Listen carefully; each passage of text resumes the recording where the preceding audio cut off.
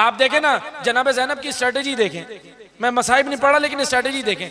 जब कूफा में बीबी ने खिताब किया तो फजाइल नहीं पढ़े मौला अली के, उनकी मजम्मत की ना कूफा वालों की, क्योंकि जब अपनों में खिताब किया तो अंदाज और था। तवज्जो सुने, कैपिटल मौला अली का कैपिटल दारुल खिलाफा, जान पहचान, इसलिए तो नाबीना साहबी क्या कह रहा था, ऐसा लगता है अली आ गए, काली नहीं आए, फिर अली का बेटा आया है, काली का बेटा नहीं आया, अली की बेटी आई है। सुना है ना आपने मसाइब में, ये जब खिताब किया ना, क्योंकि वही लहजा, वही बलागत, वही फसाहत, वही गुफ्तार, अली का लहजा बीबी का, और वही हिकमत, वही दानाई, वही स्ट्रेटेजी, अकीला बनी हाशिम। बीबी ने जब कूफा में खिताब किया तो कूफा में बीबी का अंदाज अलग है, फजाइल नहीं पढ़े, लेकिन जब शाम में खिताब किया तो सिर्फ फजाइल पढ़े। उसकी वजह क्या है? उसकी वजह यह है कि शाम के अंदर 25 साल में जो 25-30 साल के जवान थे, उनको पता ही नहीं था अली और हुसैन कौन है, हसन कौन है। इतना प्रोपेगेंडा था, इतना प्रोपेगेंडा। शाम के अंदर जो 30-35 साल का उस वक्त करबला के वक्त जो जवान था, जितने शामी थे, वो अमीर शाम को, यजीद के बाप को, माज़ल्ला अली औज़ु बिल्लाह, रसूल का जानशीन और खलीफा बिला फज़ल मानते थे। उनको पढ़ाया ये गया था, उनको बताया ये गया था, प्रोपेगेंडा इतना था। इमाम हसन को माज़ल्ला इमाम हसन की शख्सियत खराब की हुई थी, इमाम हसन की शख्सियत, इमाम हुसैन की शख्सियत। इसलिए जनाब ज़ैनब ने जाके फजाइल पढ़े। क्या कहा था इमाम सज्जाद ने जब जैसे ही अजान हुई तो क्या कहा था, ये नाना किसके हैं? इसकी स्ट्रेटेजी सुनिए। लेकिन अज़ियान मोहतरम, कूफा क्या करता है, बसरा में भी इसी तरह प्रोपेगेंडा था, लेकिन इतना ज्यादा नहीं था जितना शाम में था। लेकिन बसरा वाले क्या करते हैं, बसरा में इमाम ने भेजा सुलेमान इब्न रजीन को। सुलेमान इब्न रजीन ने जाके वहां खत दिया 2 कबीले के सरदारों को। एक कबीले का सरदार था यजीद बिन मसऊद नहिशली। तवज्जो सुने, ये यजीद बिन मसऊद नहिशली, इसकी बहन है लैला बिनते मसऊद नहिशली। इस औरत से भी मौला अली ने अक़्द किया था। मौला अली ने एक अक़्द बसरा की औरत से किया था। इनका नाम है लैला बिन मसऊद नहिशली। इनका भाई है यजीद बिन मसऊद नहिशली, कि नाम जरा याद होने चाहिए। इनको खत लिखा इमाम हुसैन ने, इनको खत लिखा, और ये अपने कबीले के सरदार थे। इन्होंने इमाम हुसैन की जानिब लोगों को जमा करना शुरू किया। और दूसरा था मंजर बिन जारूद। मंजर बिन जारूद मुखबर निकला, इसने जाके उबैदुल्लाह को खबर दे दी कि हुसैन का कासिद यहाँ आया हुआ है, हुसैन का सफीर सुलेमान इब्न रजीन आया। सुलेमान इब्न रजीन को गिरफ्तार किया और शहीद कर दिया। मंजर बिन जारूद ये एक मुखबर था।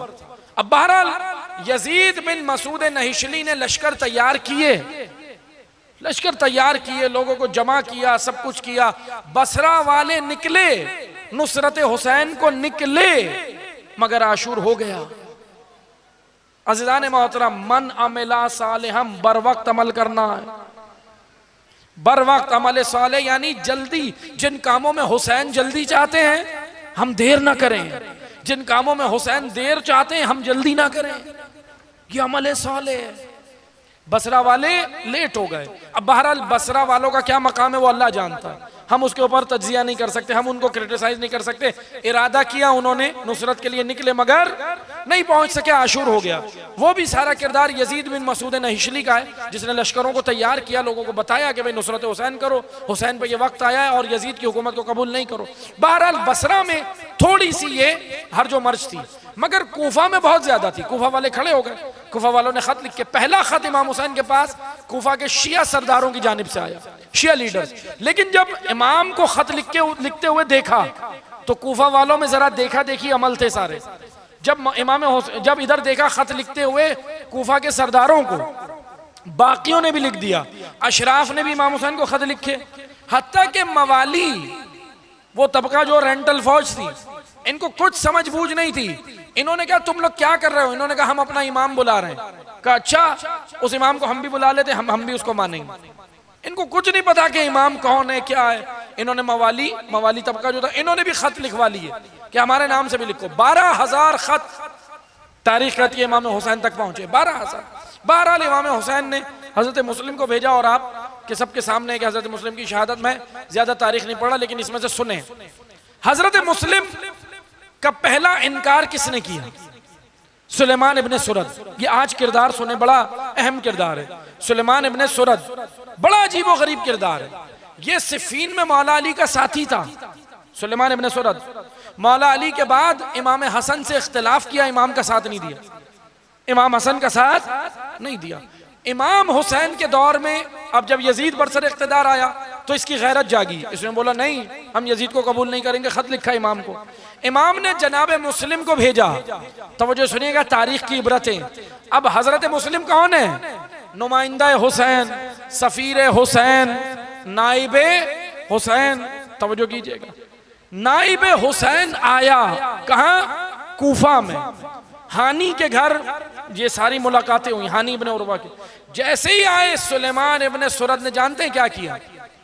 सुलेमान इब्ने सुरद ने किया इनकार। सबसे पहली शख्स, ये पहला खत लिखने वाला यही, मगर मुस्लिम का इनकार। ये तो था पहला खत लिखने वाला। और सुनेंगे इसने कहा क्या, तारीख में क्या जुमले। अब गौर कीजिएगा, हजरत मुस्लिम कौन है? नुमाइंदा इमाम, सफीर इमाम, नाइब इमाम। इसने, सुलेमान इब्ने सुरद ने कहा हम मुस्लिम को नहीं मानते। वाए क्यों? इसने बोला, सुलेमान इब्ने सुरद ने, मैं मुस्लिम से बात नहीं करूंगा, मैं डायरेक्ट हुसैन इब्ने अली से बात करूंगा। नाइब इमाम को छोड़ के डायरेक्ट इमाम से बात करूंगा। ये तारीखी किरदार है। लेकिन जो नाइब इमाम को छोड़े, जो सफीर इमाम वक्त को छोड़े, उसे ना सफीर मिलता है ना इमाम मिलता है। नहीं, इमाम हुसैन ने क्या इससे बात की? इमाम हुसैन इससे मिले? इमाम आए कूफा? इमाम वक्त आए? नहीं आए इमाम। सुलेमान इब्ने सुरद ने इनकार किया। अब अज़ीज़ान मोहतरम तवज्जो सुने, कूफा ने क्या किया? कूफा 30,000 लोगों ने बैत करके तोड़ी। 30,000। क्या वजह थी? सुनिएगा जरा, तवज्जो सुनिएगा।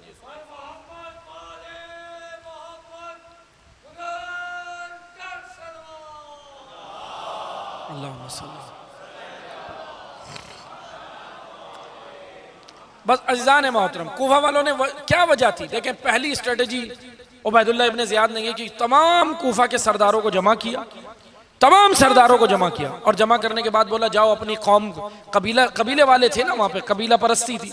कहा अपने कबीले वालों को कहो कि मुस्लिम का साथ अगर दिया, अगर मुस्लिम का साथ दिया तो क्या करूंगा, तुम्हारे मुआवजे बंद हो जाएंगे, जो तुम्हारा मंथली सिलसिला है हुकूमत की तरफ से वो बंद हो जाएगा।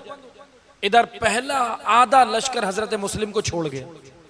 दूसरा ऐलान सुने, दूसरा ऐलान ये हुआ, जो मुस्लिम का साथ देगा, शाम से कल लश्कर आ रहा है, शाम से बड़ा लश्कर, बड़ी फौज थी शाम से आ रहा है, वो तुम्हारे मर्दों को काटेगा, तुम्हारे बच्चों को ज़िबा करेगा और तुम्हारी औरतों को उस लश्कर में मैं बांट दूंगा। उबैदुल्लाह ने ऐलान करा। अब जो बचे कुचे लोग थे वो चले गए। दो चीजें, क्या दो चीजें हैं ये? एक माल, दूसरा खौफ। हजरत मुस्लिम का साथ छोड़ गए, कुछ माल की वजह से और कुछ जान के खौफ की वजह से। अब कुछ बचे हुए लोग थे, कुछ गैरतमंद थे अज़ादारों, कुछ गैरतमंद थे, बाकी थे गैरतमंद। मगर ये कैसे गए? सुने, बड़ा दिलचस्प है कूफा। ये कैसे गए? इनके घर की औरतें बाहर निकली, किसी की माँ बाहर निकली, किसी की बहन, किसी की बीवी, किसी की बेटी बाहर निकली और इनको कहा कि तुम मुस्लिम के साथ नहीं दो।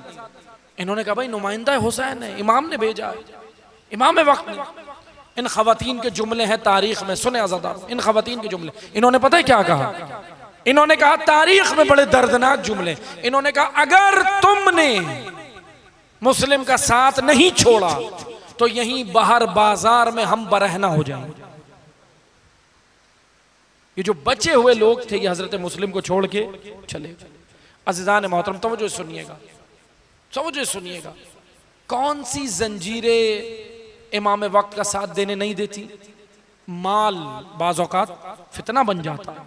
माल कमाना मना नहीं किया दीन ने, मगर जब ये फितना बन जाए, फितना, तो उस वक्त आपको इसको छोड़ना हो। दूसरा, एक है माल, एक है खौफ, और तीसरा है मोहब्बतें। कौन सी मोहब्बतें? भाई मौलाना साहब, ये बीवी की मोहब्बत, भाई की मोहब्बत, बहन की मोहब्बत, माँ की मोहब्बत, ये सारी मोहब्बतें क्या जायज नहीं है? जायज है। ये महरमों की मोहब्बत, ये तमाम महरम रिश्ते, ना महरम की तो जायज़ नहीं है, लेकिन जो महरम रिश्ते उनकी जायज़ है। मगर बाज़ औक़ात है अज़ीज़ान मोहतरम, अज़ादारान अबा अब्दिल्ला, बाज़ औक़ात ये मोहब्बतें इमाम की मोहब्बत पे गालिब आ जाती। वहां कहा गया है कि इन मोहब्बतों को, बल्कि कुरान करीम में सूरह तगाबुन में अल्लाह ने बाज़ सूरह तगाबुन में औलाद को भी फितना कहा, माल को भी फितना कहा। क्यों कहा? क्योंकि उसकी वजह यह है कि ये औलाद बाज़ औक़ात बाप के पाँव में जंजीर होती है नुसरत हक के लिए। बाज़ औलादें अच्छी नेक साले होती हैं, लेकिन बाज़ औलादें खुद वालिदैन को भी राह से रोक देती। इसलिए अज़ीज़ान मोहतरम समझे कूफा को। कूफा 2 सीढ़ियां चढ़ा, मोहब्बत और मार्फत, इताअत और नुसरत की सीढ़ी कूफा नहीं चढ़ सका। 3 तबके मैंने कल बयान किए थे, नासिरान हुसैन, कातिलान हुसैन, खाजिलान हुसैन। नासिर कूफा से निकले आ गए नुसरत हुसैन, नासिर हुसैन निकल के आ गए, सुरखरू हो गए। कातिलीन हुसैन भी कूफा से ताल्लुक रखते थे, वैसे तो शाम से भी ज्यादा आए थे मगर कूफा से भी रखते थे ताल्लुक, ये भी आए। और तीसरा खाजिलीन हुसैन, ये खाजिलीन यानी न्यूट्रल, ये बैठे रहे। और फिर कल मैंने पढ़ा था जनाब ज़ैनब ने आके इनको क्या कहा, बीवी ज़ैनब ने इनके आंसू कबूल नहीं किए, कहा तुम रो नहीं, तुम रोने के काबिल नहीं हो, तुम मलामत के काबिल हो। ये बीवी का खुतबा है। बस हज़रदारों सुनिए, 2 सीढ़ियां कूफा चढ़ा, 2 सीढ़ियां मदीना चढ़ा, 2 सीढ़ियां मक्का भी चढ़ा, बसरा भी। बसरा इताअत की सीढ़ी चढ़ा, मगर बर वक्त अमल ना हो तो इताअत तक पहुंचते हो, नुसरत तक नहीं पहुंचते। अगर बर वक्त अमल ना हो तो इताअत भी हो जाती है मगर नुसरत नहीं कर पाते। इसलिए अमल साले को समझे, कुरान ने जो अमल साले का है वो बहुत है।